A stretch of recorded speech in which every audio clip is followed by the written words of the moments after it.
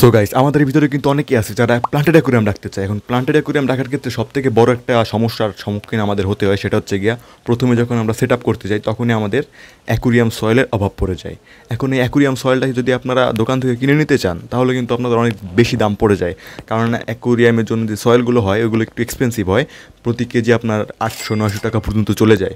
কিন্তু যারা প্রফেশনালি কাজ করবেন আমি তাদেরকে সাজেস্ট করব একটু কষ্ট করে হলেও গার্ডেন সয়েলটা ইউজ না করে আপনার অ্যাকুরিয়াম সয়েলটাই কিনে নেন। আর যদি আপনারা চান যে আমার কাছে এখন বাজেট কম, জানি অনেক স্টুডেন্টরাও আমার ভিডিও দেখে, বেশিরভাগই স্টুডেন্টরাই আমার ভিডিও দেখে, তো তাদের বাজেটটা একটু সমস্যা হতে পারে, অথবা যারা চায় জাস্ট প্রথমে বিগিনার হবিস্ট তারা একটু ট্রাই করে দেখতে চায়, তো তাদের ক্ষেত্রে এই গার্ডেন সয়েলটাই আপনারা চাইলে প্রসেস করে আপনার অ্যাকুরিয়ামে ব্যবহার করতে পারেন, তাহলে আপনাদের কোনো খরচ হবে না। তো চলেন আজকের ভিডিওতে কিন্তু আমি আপনাদের সেটা দেখাবো যে কীভাবে প্রকৃতি থেকে সংগ্রহ করা মাটি অথবা আপনার গার্ডেনে থাকা মাটিগুলোকে প্রসেস করে আপনি অ্যাকুরিয়ামে ব্যবহার করার জন্য অ্যাকুরিয়াম সয়েল তৈরি করতে পারবেন। তো আর বেশি দেরি না করে শুরু করবো আজকের ভিডিওটা। তার আগে আমি একটা কথা বলে রাখতে চাই যে আপনারা অনেকেই ভিডিও দেখেন কিন্তু গাইস কেউ সাবস্ক্রাইব করতে চান না, সাবস্ক্রাইবই করেন না।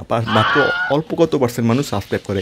একটা সাবস্ক্রাইব করে দিয়ে আর প্লিজ ভিডিওতে একটা লাইক করে দিবেন, কারণ আপনার একটা লাইক পরবর্তী ভিডিও বানাইতে অনেকটা অনুপ্রাণিত করে। আর আপনার যদি কোনো সমস্যা থাকে অবশ্যই কমেন্টে জানাবেন, আমি কয়েক মিনিটের ভিতরে আপনার সমস্যার সমাধান দিয়ে দিব। তো চলুন আজকের ভিডিওটা শুরু করা যায় এখান থেকেই। সো গাইস, আপনারা কিন্তু এখানে দেখতে পারতেছেন আমার সুন্দর একটা ক্যাকটাসের বাগান। এখানে অনেক ধরনের ক্যাকটাস আছে, অনেক প্রকারের ক্যাকটাস আছে। তো এইখানেই মূলত আমি কিন্তু গার্ডেন সয়েলটা ইউজ করি।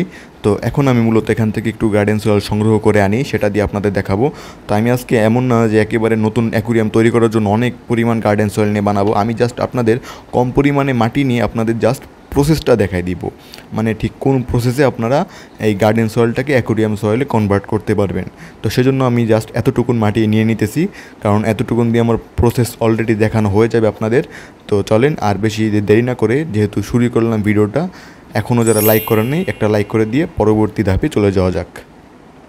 তো এইখানে দেখতে পারতেছেন আমি কিন্তু নিয়ে নিছি এই সবগুলো গার্ডেন সয়েল। এই গার্ডেন সয়েলগুলোর ভিতরে কিন্তু এখন আমাদের বেশ কিছু কাজ করা লাগবে। তার ভিতরে প্রথমেই আমি একটা কথা বলে রাখি যে গার্ডেন সয়েলের ভিতরে কিন্তু অনেক ধরনের কেমিক্যাল থাকে, যেমন আমরা সার ব্যবহার করি। এই সারগুলো কিন্তু আপনাদের অ্যাকুরিয়ামে যদি আপনারা এরকম অবস্থায় ব্যবহার করেন তাহলে সারগুলো আপনার অ্যাকুরিয়ামের পানিতে মিশে আপনার মাছগুলোকে কিন্তু মেরে ফেলবে।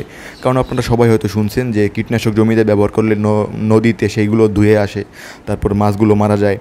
তো সেটা কিন্তু আপনাদের মাথায় রাখতে হবে। তার সঙ্গে এই যে দেখতে পারতেছেন যত শিকড় থাকবে আপনাদের এটার ভিতরে, শিকড়গুলোকে একটু সময় নিয়ে কষ্ট করে একটু বের করে ফেলবেন, কারণ এই শিকড়গুলো যদি থেকে থাকে তাহলে দেখবেন যে আপনার অ্যাকুরিয়ামের ভিতরে পরবর্তীতে এই শিকড়গুলো পচে আপনার অ্যাকুরিয়ামের ভিতরে যেই অ্যামোনিয়াটা বাড়ায় দিবে এবং দেখবেন মাটিগুলোর ভিতর থেকে অনেক গ্যাস বের হবে। তার ফলে আপনার মাটিগুলো কিন্তু নিচ থেকে বের হয়ে চলে আসবে, যে বালির একটা লেয়ার দিবেন ওইখান থেকে কিন্তু বের হয়ে চলে আসবে। এটা কিন্তু আপনার মনে রাখতে হবে যে সকল ধরনের অর্গ্যানিক জিনিসপত্র যেমন শিকড়, পাতা পুতা কিছু থাকলে, প্লাস্টিক থাকলেই সেগুলো আমাদের বের করে ফেলে দিতে হবে। যেমন এই যে দেখেন আরও শিকড় আছে, এগুলোকে আমি বের করে ফেলে দিতেছি কিন্তু। তো এইগুলো ফেলে দেওয়ার পরে আমাদের কাজ কি, একটু গুঁড়ো করে নেওয়ার পরেই আমরা এটার ভিতরে পানি দিয়ে দিব। এখন এই পানিটা দিয়ে দেওয়ার মূলত কারণ কি, ওই যে প্রথমে আপনাদেরকে বললাম বিভিন্ন ধরনের সার ব্যবহার করি আমরা, এই সারটা যাতে এই পানিটার ভিতরে মিশে যায় সেই জন্য আমরা পানিটা দিয়ে ভালোভাবে চটকে নেব।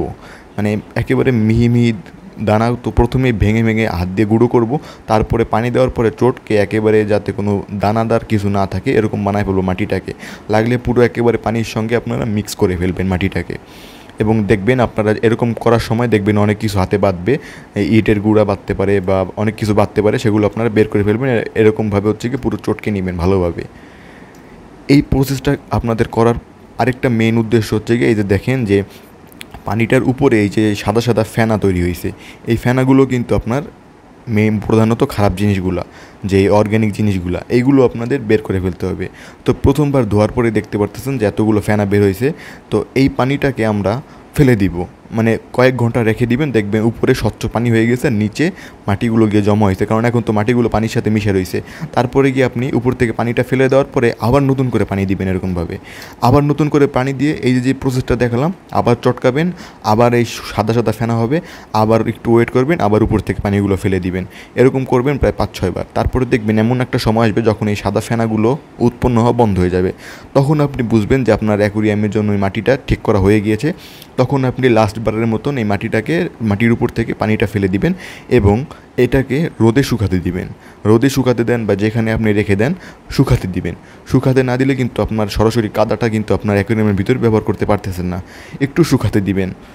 তো এই যে আমি আগে একবার বানাইছিলাম, ওইটাকে আমি শুকাইতে দিছিলাম, তো ওইখান থেকে আমি আপনাদের এটা মানে অল্প একটু স্যাম্পেল এনে দেখাচ্ছি। যে এই যে দেখেন আমি হচ্ছে গিয়ে এইটাকে দেখেন কতটা সুন্দরভাবে প্রসেস করছি। এটার ভিতরে কিন্তু কোনো ধরনের কোনো ইট পাথরের গুঁড়া বা গাছের শিকড় কিছু নাই এবং এরকম শুকাই গেছে।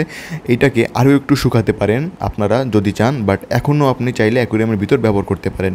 এখন একটা জিনিস আপনারা হয়তো বা খেয়াল করছেন যে আপনার দোকানে যে গার্ডেন সয়েলগুলো অ্যাকুয়ারিয়ামের জন্য যে সয়েলগুলো কিনতে পাই সেগুলো কিন্তু গোল গোল হয়। এখন এই যে নরম হয়ে গেছে এটা দিয়ে কিন্তু আপনারা গোল বানাতে পারতেছেন না।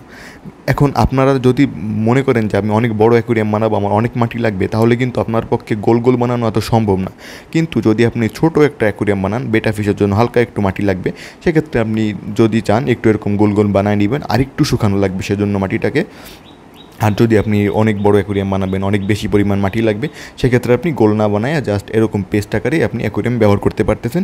পেস্ট আকারে ব্যবহার করার পরে ওই যে উপরে 1 ইঞ্চির মতন একটা সিলেটি স্যান্ড বালির লেয়ার করে দিবেন, আর এরকম গোল গোল বানানো তো সুন্দর লাগবে দেখতে। যদি পারেন বানায় নেবেন, আর না পারলে সমস্যা নাই। তো এই যে দেখতে পাচ্ছেন এরকম একটা মিশ্রণ আপনাদের তৈরি হবে। এটা কিন্তু আপনার অ্যাকুয়ারিয়ামে ব্যবহার করার জন্য এখন পুরোপুরি রেডি হয়ে গেছে।